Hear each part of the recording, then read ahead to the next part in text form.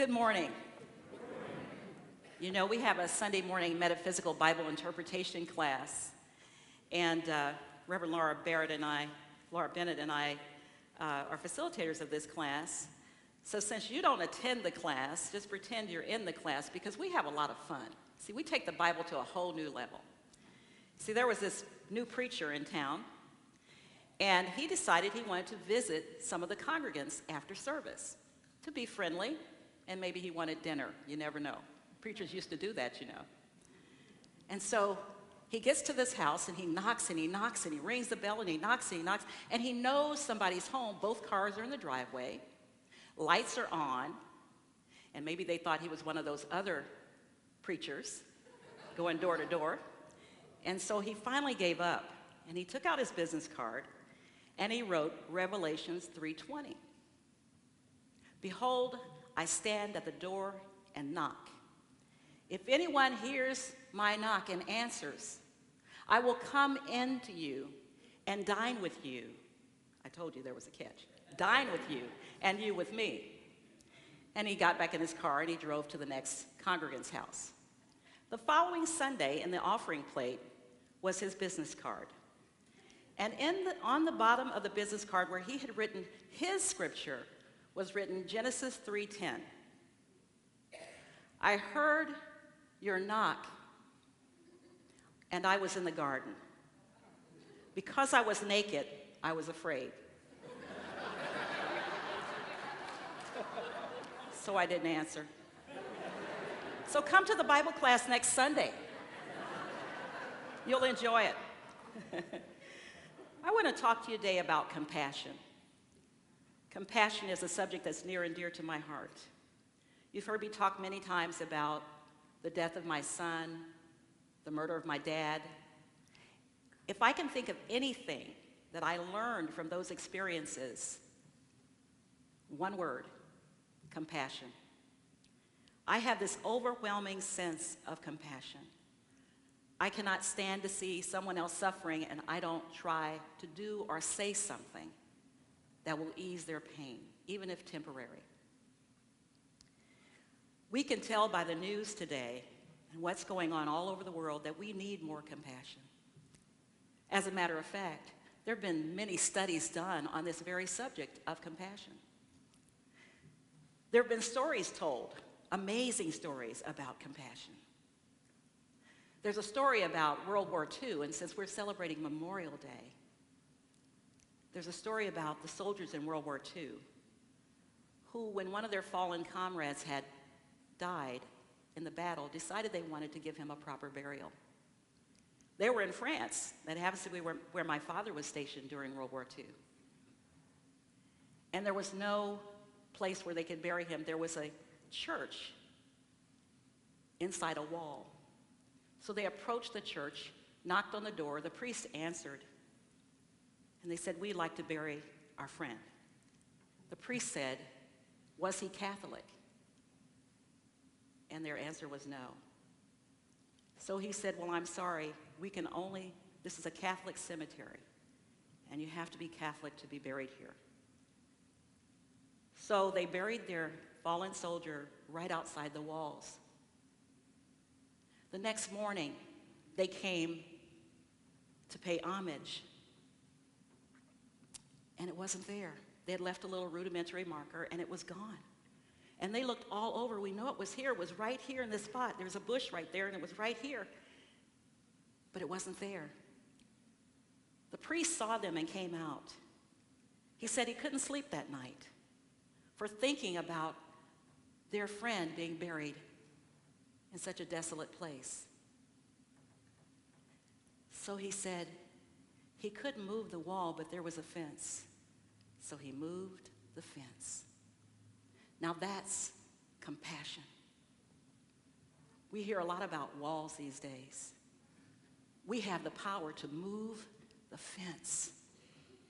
And it's not a real fence. It's an invisible fence. The barrier we create between us and them, whoever they are.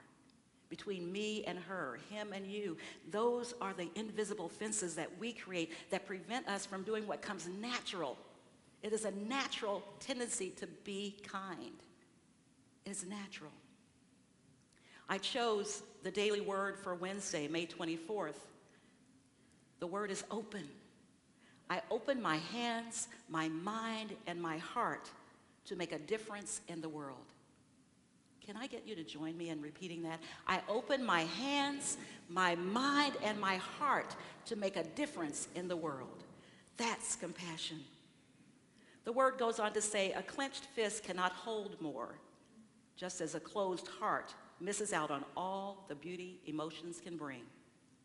I choose today to open my hands, my mind, and my heart. With open hands, I help others. I physically take positive action to make a beneficial difference in their lives as I become of service. To those in need, I lend a hand. My open mind continues a lifelong path of learning. I am in a constant state of discovery, finding new ways of being present in the world and recognizing the beauty that comes with diversity. My open heart seeks ways to make peace where there is chaos. With kindness and in love, I treat others as I want to be treated. And the scripture is from Psalm 104:28, which reads, when you open your hand, they are filled with good things. Open your hands, your minds, and your hearts so that you can be of service to the world. That's what the Memorial Day holiday was started for, to honor those who have served this country and either died in the process or as a result of their service. I'm sure there are many of you who have family members who have served in the military for this country. Some of you who are still in the military or have family members who are serving. For those of you who will be celebrating and honoring those who've crossed over, those who've passed on and served our country, please stand in their honor.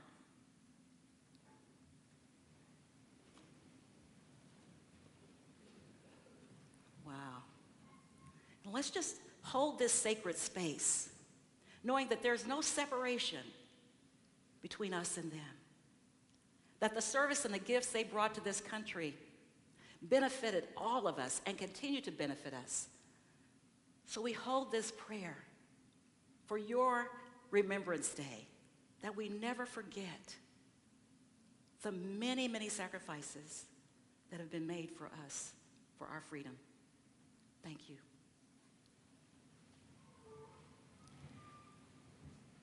The Parliament of World Religions has a charter for compassion that now has been signed by 100,000 people. And this charter compels us to work tirelessly to alleviate suffering of our fellow creatures. Duke's peace prayer speaks to that. With a peaceful mind, with a peaceful heart, with a peaceful spirit, we celebrate all creation. We work to alleviate the suffering of our fellow human beings and all of nature. When I was researching for this talk, I came across so many things that I want to share with you, but there's not enough time. So maybe there'll be a part 2 someday. But for now, it's amazing the kinds of things that fell into my lap. It said that when the student is ready, the teacher will appear, and I consider myself, like many of you, a unity student. Not a scholar, not a guru, not a master. I am a student of truth. And so whenever I'm looking for something, it's always finding me. Karen Armstrong is a British author, known for her books on comparative religion. And she writes that there's one single common thread throughout all the world's religions and wisdom traditions, and that is compassion. She says that our golden rule is known throughout the world, not as our golden rule, but as the world's golden rule. To not do to others what you do not wish done to yourself. In Sanskrit, the Buddhists call it karuna. Karuna hum, I am compassion. Karuna hum, I am compassion. Say that with me. I am compassion. I am compassion. And you are. It is our natural ability. It is more natural for us to be compassionate than it is for us to be selfish. And there have been many studies on the brain that have proven it. I've been listening to and participating in the 21-day meditation exercise with Oprah and Deepak. And this particular one, the most recent one, is called Hope in Uncertain Times. It couldn't have come at a better time in our world. Hope in uncertain times. How many of you feel that there's a little uncertainty going on in our world right now? Right. But there's hope, and compassion fuels hope. In this meditation, and I put this on the front of your bulletin, is written this statement: compassion is based on the truth that as humans, we all have an intrinsic worth and share similar aspirations, fears, and struggles. When we feel compassion for one another, we honor and respect that truth. Now, that's a really important statement, because oftentimes we think our problem is the worst thing in the world and what's happening to me, nobody else has this, and you have such a better life than I do. How many of you have ever thought that? You look at other people and you think, wow, they've got it made. I wish my life were like that. And they're thinking the same thing about you. Compassion is putting ourselves in the other person's shoes. That's what compassion's all about. When we do that, we stop othering. We stop using and theming. And that's not a real word in the dictionary, but it makes sense. When we feel compassionate for another, we honor and respect their truth. There have been several examples of this in recent history. I happened to, when I was doing my research, throwing away some old papers, and I came across Parade magazine, January 1st, 2017. And I was just about to throw it away. For some reason, I kept this one, because the front of it says, "Throw kindness around like confetti." And I like that. It goes on to say it's the little things we do that make all the difference. In this article, the very first thing I saw, and I know you can't see this, but if you kept the star for that time, or you might be able to Google it, there is a quote by Lady Gaga. "Kindness is showing love to someone else. I believe that kindness is the cure to violence and hatred around the world." I think she's right. I absolutely believe that. Do you know that the Courageous Conversations Initiative group started here because of this? Because of this idea that if we could just generate enough compassion, starting with 1, 2, 3, 4 of us, and now 10 of us at a time, we could make a ripple effect throughout this congregation, throughout our community, throughout our world. Kindness begins with us as individuals, and that's compassion. Another example that I found that I really, really liked, and you may have seen this on television. I listened to it on National Public Radio. It was September, this past September. A young lady by the name of Natalie Hampton, a 16-year-old high school student in California, had been bullied.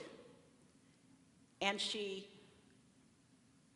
was in a school where at lunchtime, she had no place to sit because no one wanted her at their table.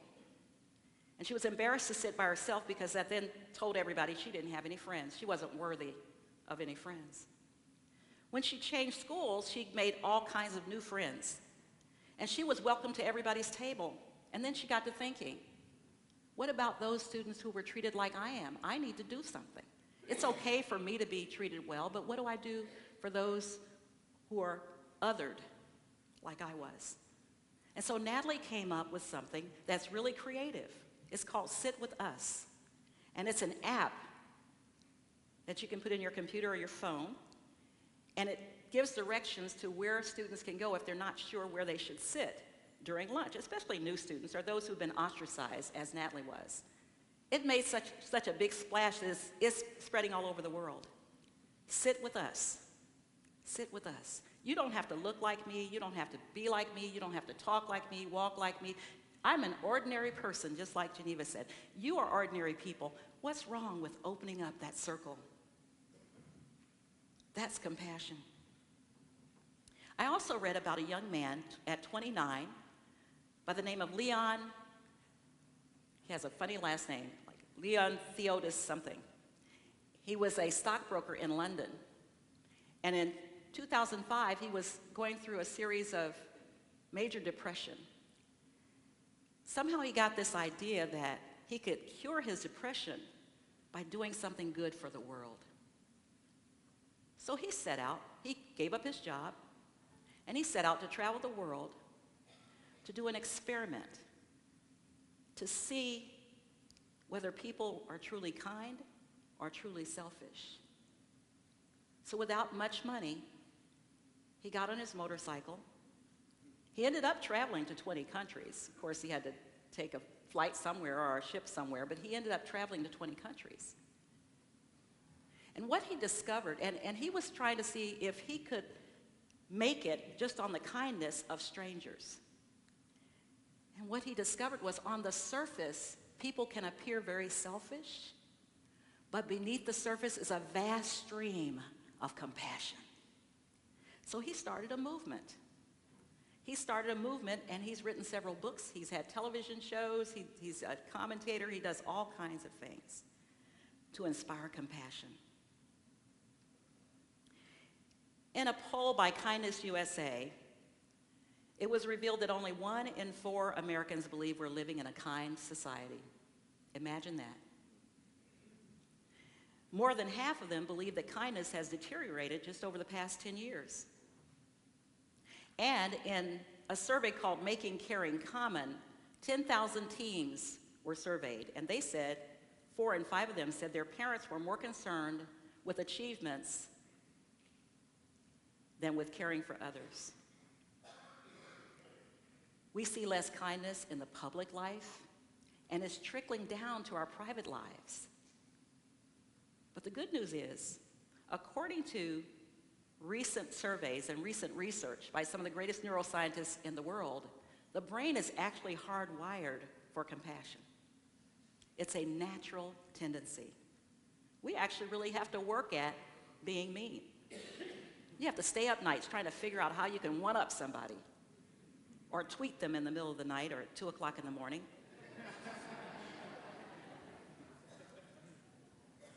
It takes energy and effort to not be kind.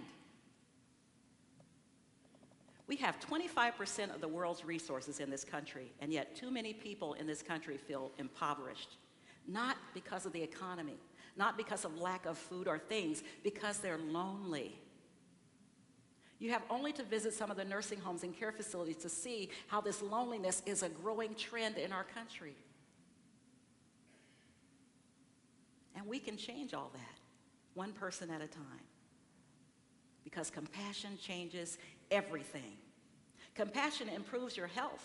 There was research done by a group of medical doctors who studied some patients that were constantly coming back and forth to the hospital.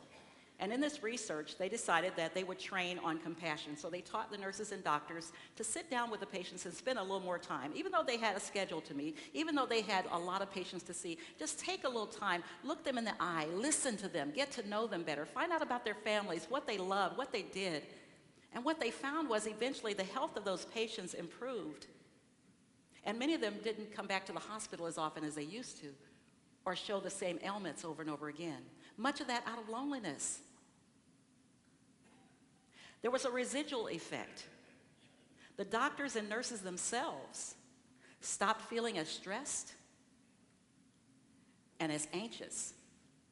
They went home more happy at the end of the day.